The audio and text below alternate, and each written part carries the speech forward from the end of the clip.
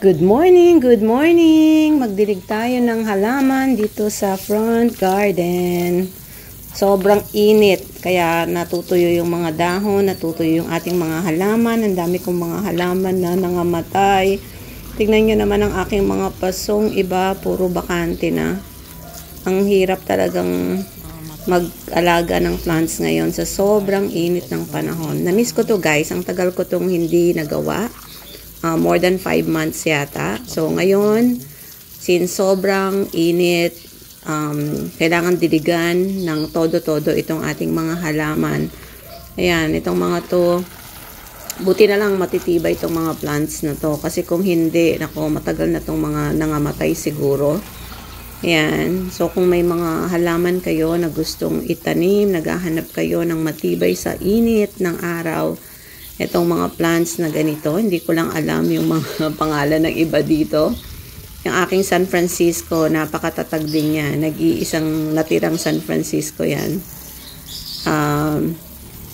Ayan ang ating mga plants na sobrang tatag ng kanilang mga buhay.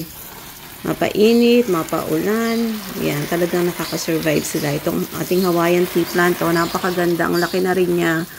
Mga na-propagate ko lang yan. Yung mga tea plant na yan, mga sinasabi na lucky plants, sa mga tea plants.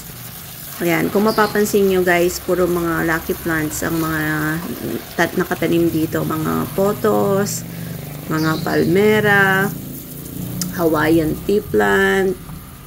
So, ang pinipili ko mga plants, yung mga matitibay talaga sa init ng araw at madaling alagaan. So, tulad itong palmera na to, lumaki siya, yumabong ng ganto kasi nakatanim yan direct to the ground. Dati nakapaso yan, hindi siya masyadong lumalaki. So, nung linipat namin dito sa lupa, ayan, ganyan na siya kalyabong ngayon.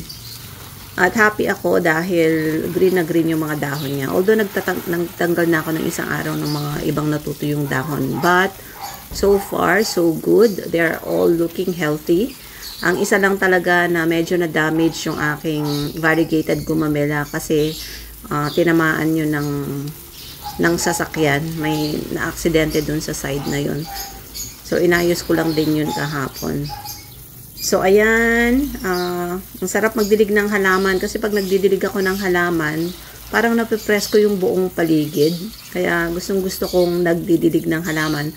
Pero tip lang, magdilig tayo early in the morning or yung medyo paggabi na. Kasi, ano ba to? Yung parang nasusunog din yung mga dahon ng mga halaman pag diniligan natin sila ng sobrang init.